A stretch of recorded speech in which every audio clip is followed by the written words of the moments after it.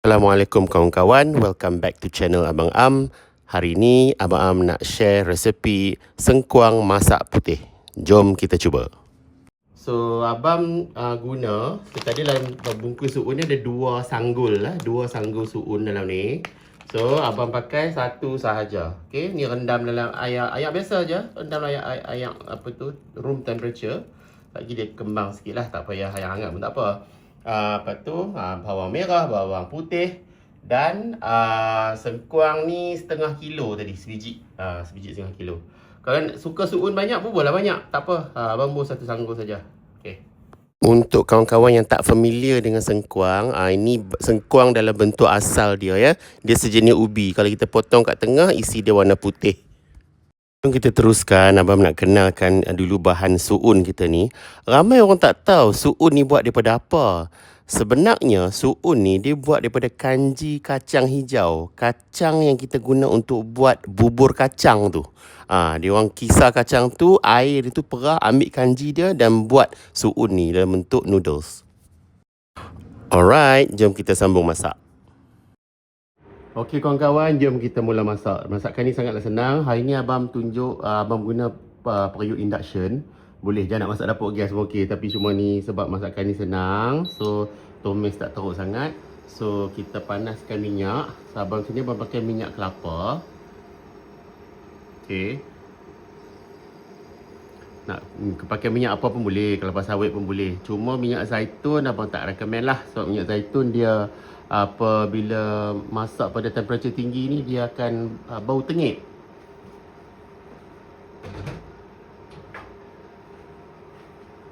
Dia tak tumis teruk sangat apa-apa yang ni. So nampak tak? Kita masukkan bawang merah dengan bawang putih.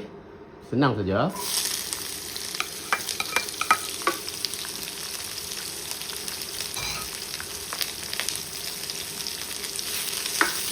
Kalau malas nak tomes, tak nak tomes, nak rebus terus pun boleh, tak ada hal.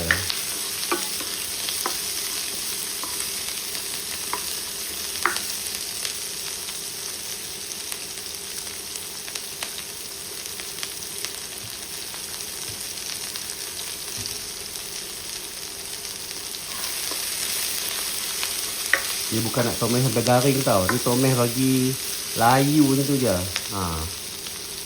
Okey, masukkan ayam.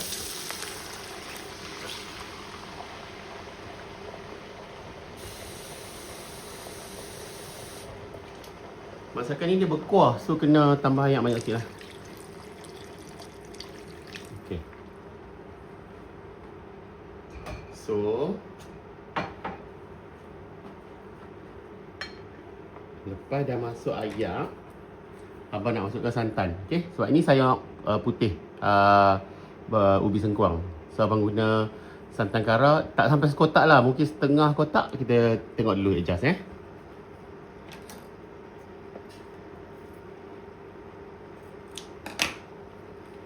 Tebus sikit dulu, jangan bersekotak terlalu pekat nanti.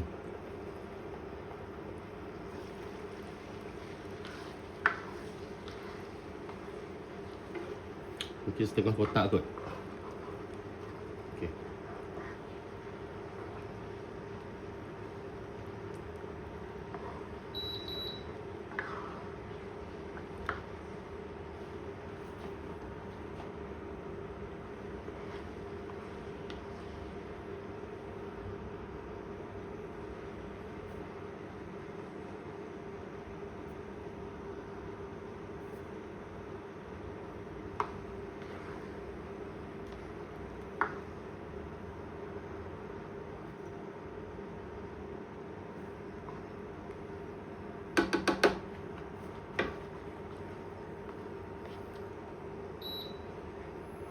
Pada mula-mula, stage mula-mula ni, kita kena kacau sikit.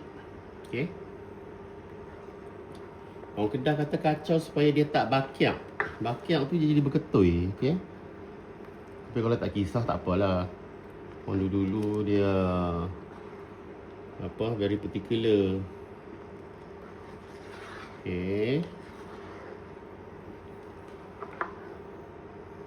Bila dia dah mendidih tu, masukkan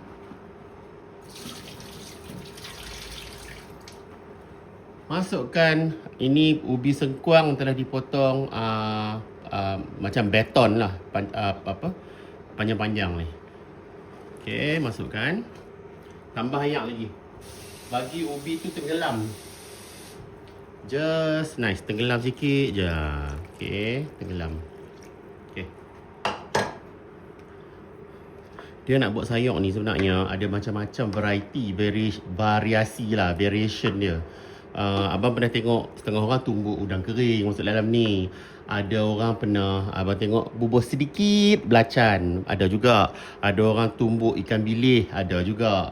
So ikutlah selera masing-masing. Yang abang buat ni sebab esok member abang vegetarian nak main rumah. So sekarang ni malam, abang suka masak siap-siap sebab dia nak main esok pagi, tak mau kelang kabut.